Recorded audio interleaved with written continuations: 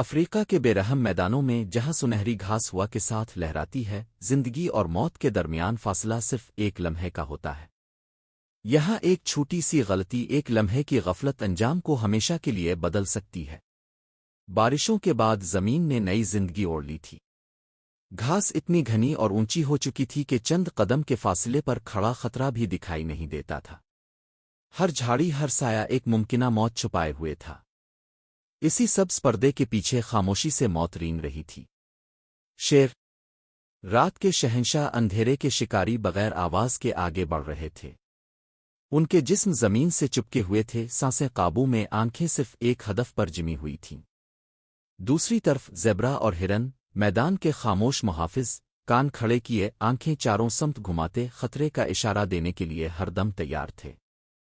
انہی کی چوکسی پر کیب بھینسوں کی پوری نسل کا انحصار تھا۔ یہ دنیا لاپرواہی کو معاف نہیں کرتی۔ بھوک نے شیروں کو مجبور کر دیا تھا کہ وہ سب سے خطرناک شکار کا انتخاب کریں۔ کیب بھینسوں کا طاقتور ریوڑ، گھاس کے سہارے وہ آگے بڑھے، یہاں تک کہ ایک لمحے میں صفیں توڑ دی گئیں۔ ایک بھینسا ریوڑ سے الگ ہوا اور اگلے ہی لمحے تباہی ٹوٹ پڑی۔ ایک مکمل مہلک چھلانگ، جبڑوں نے گلا جکڑ لیا۔ ریوڑ سنبھل بھی نہ پایا کہ سب کچھ ختم ہو چکا تھا۔ چیخیں میدان میں گونج، خون کی بو نے شیروں کے وحشی جذبے کو بھڑکا دیا۔ مگر یہ کہانی یہاں ختم نہیں ہوئی۔ ریوڑ نے ہار نہیں مانی۔ طاقتور سروں کو جھکایا گیا، سینے آگے بڑھے، اور پھر ایک بھینسا بجلی کی طرح لپکا۔ ایک شیر فضا میں اچھل گیا۔ شکار کرنے والے خود شکار بننے لگے۔ درد سے چلاتے پیچھے ہٹتے شیر اور ریوڑ کی وقتی فتح، مگر یہ فتح بھی زخموں سے بھری ہوئی تھی۔ بھینسیں کھلے میدان کی طرف ہٹ گئیں، جہاں اب گھاس دشمن نہیں تھی۔ یہاں کوئی چھپ نہیں سکتا تھا۔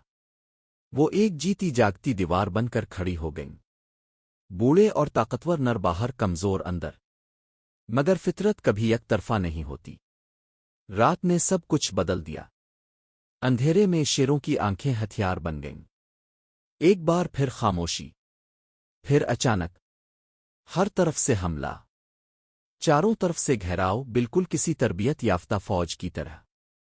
اندھیرے میں گھبرائی بھینسیں ٹکراتے جسم، خوف کی آوازیں۔